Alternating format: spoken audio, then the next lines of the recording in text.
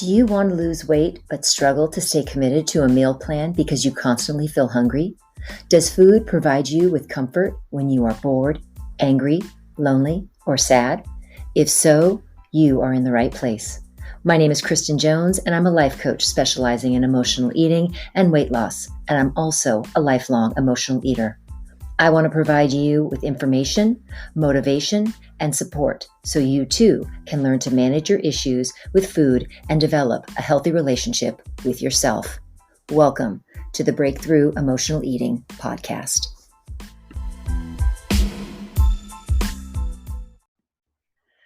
All right, welcome to the Breakthrough Emotional Eating Podcast. My name is Kristen Jones, and I am really excited that you're here today because we are going to be addressing a topic that I think for a lot of people, it's kind of a mystery as to how and why we have cravings and why they happen and what to do with them.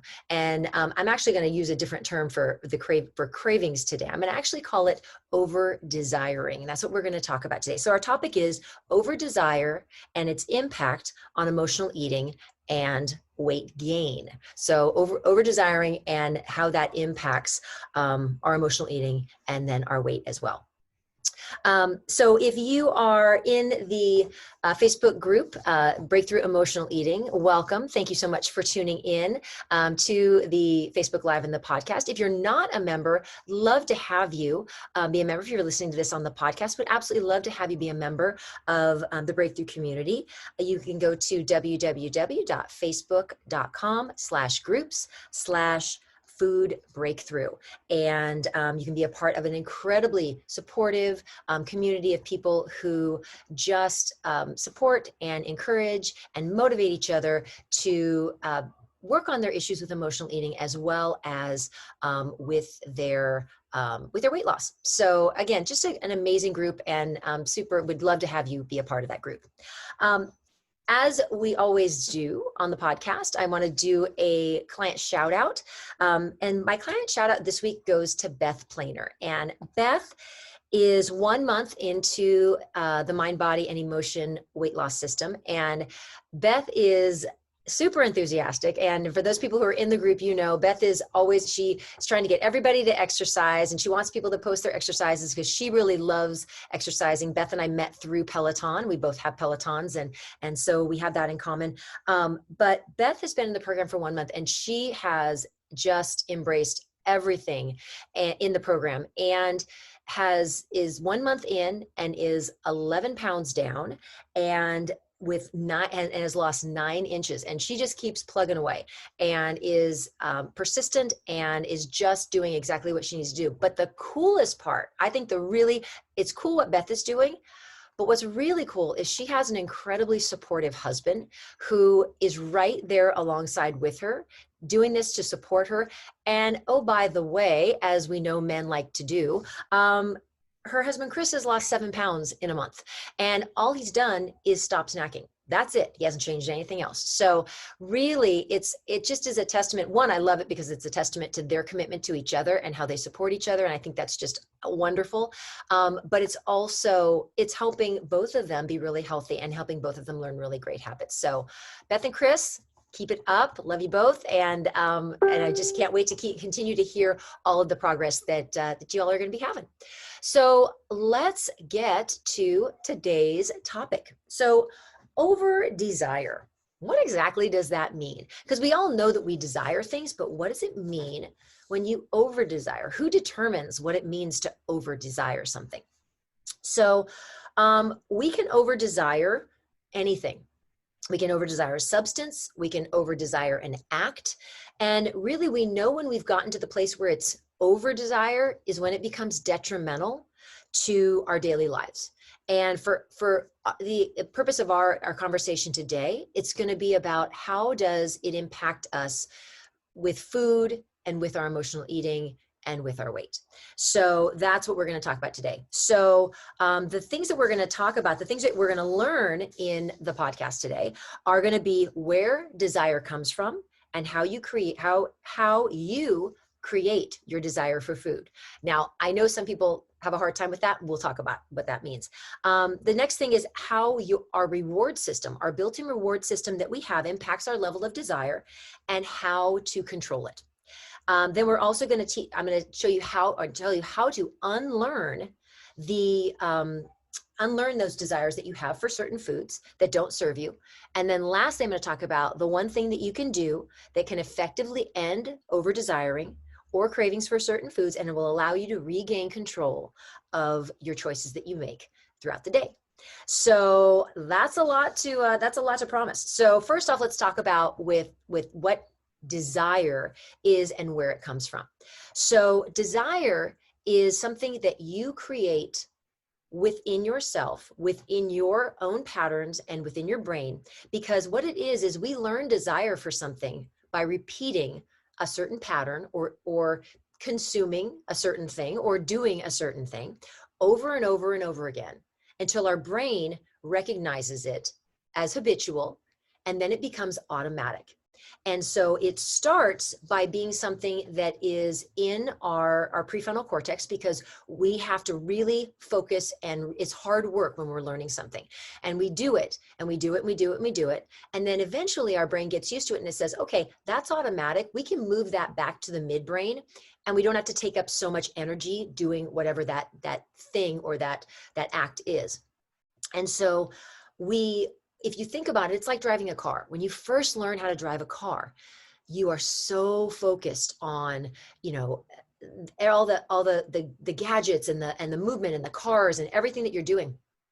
And then by the time you get really comfortable driving, I mean, I know it's probably happened to all of us, that sometimes you drive someplace and you don't even really remember what happened, because it's such an automatic, it becomes such an automatic thing for us when we're driving. It becomes such an automatic habit and an automatic pattern. And our brain just kind of goes on autopilot, really. And so it becomes almost involuntary. And that's because it's been programmed into your brain.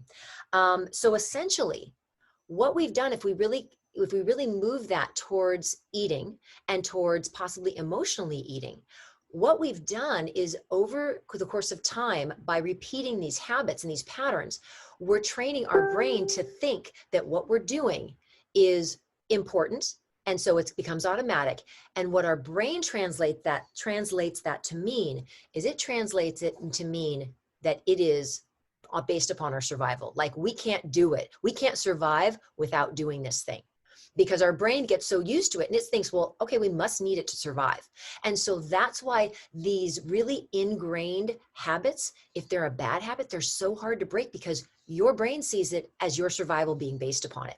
So the cool part is, and here's the good part, is that we program our brains, and we can therefore unprogram our brains. So that's the good news, is we have the ability to be able to do that. So the second thing we're going to talk about is how there is always a reward attached to a desire, and how that reward makes the desired behavior, or that soon to be undesired behavior, continue. So a desire is not going to be as intense unless there is a reward associated with it. And I really believe we don't do anything unless there's a reward attached to it. So the reward must make us feel good. And it always brings up an emotion that we're going to then feel. And so so like each time you respond to a desire that you have, what happens is for instance, if it's drinking a glass of Chardonnay, or it's eating a brownie, or it's eating some M&Ms, anytime that desire comes up and you satisfy that desire, your brain gets this little bit of hit of a chemical called dopamine.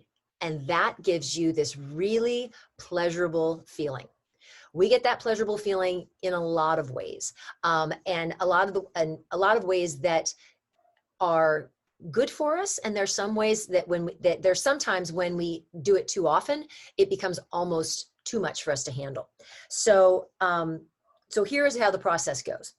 So you think about eating something, and that kicks in the desire that's programmed into your brain. You eat whatever it is, whether it's the brownie, whether it's the M&Ms, and you get rewarded with that good feeling hit of dopamine. Now, this cycle can continue, and we can apply this cycle to anything that we do. We can apply it to food, we can apply it to alcohol, we can apply it to drugs, we can apply it to sex, we can apply it to gambling, any of those things, because all of those activities give our brain that hit of dopamine that makes us feel really good. And so here's the problem, is that dopamine hit that happens, that also adds to your brain's recognition that, oh, we need this to survive. Like, we can't do without this. And so it really convinces you that this is absolutely vital to your existence. And so it becomes very, very difficult to let go of that habit or that desire. And so this is where we have to start thinking about the division. And we talked about this before on the podcast. We have that primal brain, which is our little kid brain, that instant gratification brain. And then we have our prefrontal cortex, which is that adult brain that is more long-term and kind of has a little bit more of the forward thinking. So here's where the problem is that the primal brain loves that hit of dopamine. It wants it, and it wants it all the time. And the prefrontal cortex, which knows what's best, we then have those two factors kind of battling with each other. And there's also, because of those two factors kind of battling with each other, we have to kind of try and balance those two things out. And so that adult brain, that prefrontal cortex, has to kind of kick in.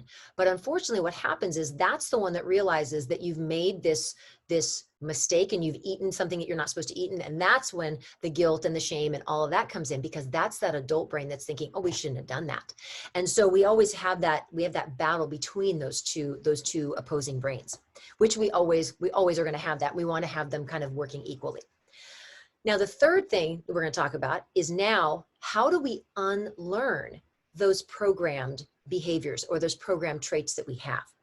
And the first thing we need to do is we need to recognize what the triggers are that cause that automatic response, that automatic desire that we start to have.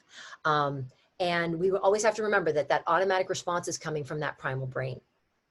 So we need, as the humans, and as not animals, and as humans, we need to use that prefrontal cortex to override the primal brain and to tell the primal brain, no, we're not going to have whatever that thing is that we're desiring. So here's where the cycle comes in, is we can't control our triggers. Our triggers are going to happen. They're in our environment. They're going to happen. So we can't control those, but we can control how we respond to them. That desire is going to happen, then we can control how we choose to respond to that desire that we have. So here's an example. So say you're driving home from work. Driving home from work is your trigger. And some of you may really relate to this. So you're driving home, you pull up into the driveway and you drive home from work. And that's kind of the trigger to, man, it's been a hard day. That's the trigger that then tells you and puts the thought in your head, gosh, some chips would be really good when I get inside. I know there's some chips in the pantry. Let's go have some of those, because those are going to make me feel better. So then it causes the desire to snack. That thought alone causes the desire to snack. But in this case, you can stay with the primal brain, go in, eat your snack, and regret it. Or you can then choose to say, okay, wait a minute. I'm gonna let that prefrontal cortex kick in and say, yeah, I have that thought that I should eat those chips, and now I'm feeling the desire, but that's not what my long-term goal is.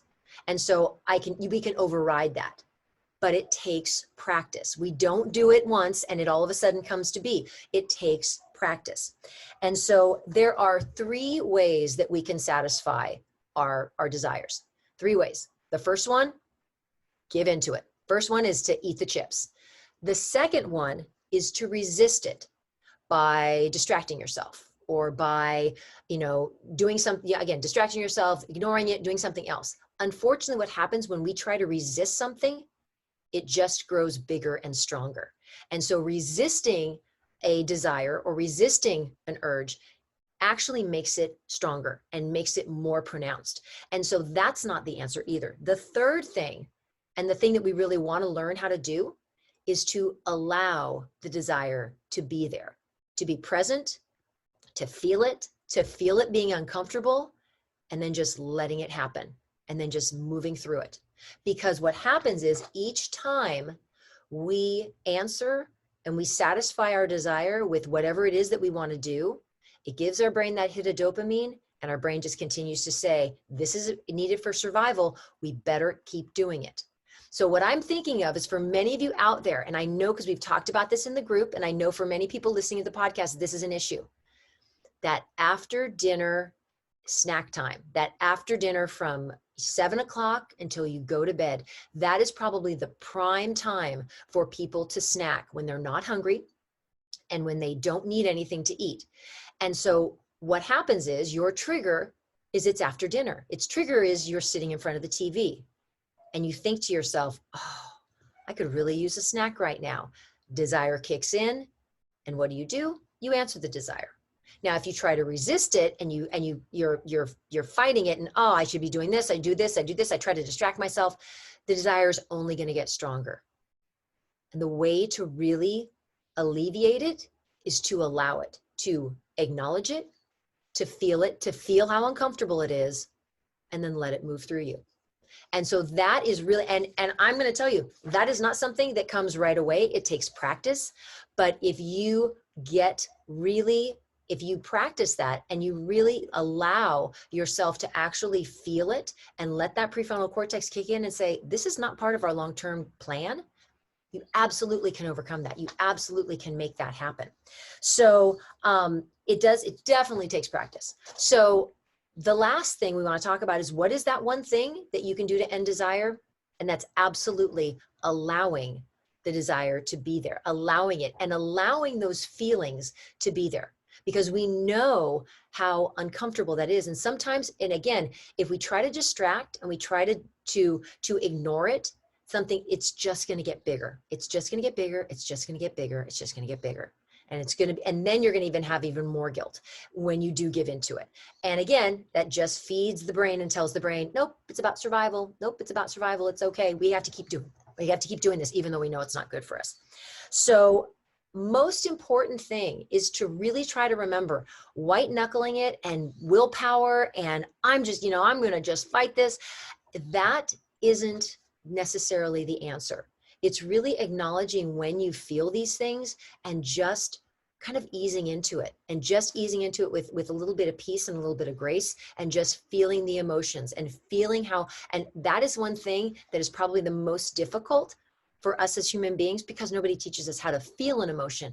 We're taught how to react to them. We're taught how to avoid them. We're taught how to do all these things to emotions, except just sit and allow them to happen and to feel them. And so that is the challenge, but it absolutely can be overcome. So this was pretty much a really general overview of the idea about desire and over desire, and how it is so habitual, and how some of you are just like, I don't understand why I crave stuff. It's this process. That's why you crave it. And it all is happening between your ears. It's all happening between your ears. It has nothing to do with your stomach, has nothing. And also, please know, this is a very normal and natural thing to happen. It doesn't have to be this way, but there's nothing wrong with you. You're not broken. There is nothing, you are not doing anything wrong. And there's nothing wrong with, why you're feeling this way.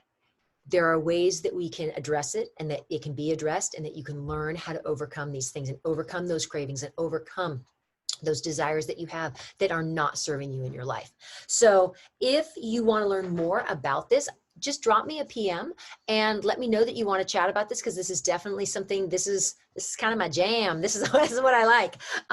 So it definitely is something that I have a lot of knowledge about and do a lot of work with. So please let me know if you want to learn more information about that. Now, I would love for anybody who's watching the broadcast right now live, and even if you're watching it in replay in the Facebook group, I would love for you to share, what is it that you're over desiring right now? What is the thing in your life that you over desire, that you wish you could put aside and not have to, just Just let the, not have those cravings, not have that pull, not have those urges, not have that desiring, because you know it's not serving you. It's not helping with your emotional eating, and it's not taking you to a place that you want to be at when it comes to your weight. So drop in the comments what you're over desiring, and you can just list a food. It could be a food, it could be an activity, it could be anything. So just list what that is in the comments. Okay. So again, if I want to thank everybody for tuning in. Thanks so much for joining me today. And please, if you find the content of this podcast helpful, would love to hear from you. Would love to hear from you in the comments in the Facebook group. Please make a comment on whatever platform you're listening to this podcast. Please leave a review for the podcast. I would love to hear that. I'd love to hear your feedback and make sure that I'm going to be serving you in the best way possible. And also, please, if you are not already a member of the Breakthrough community on Facebook, please, I will drop the link for the Facebook group in the show notes on the podcast, and I would love to have you be a part of the community. Again, it's an amazing community, and we'd love to have you be a part of it. So again, thank you so much for joining me this week, and I will see you all next week. Have a great weekend. Be safe out there.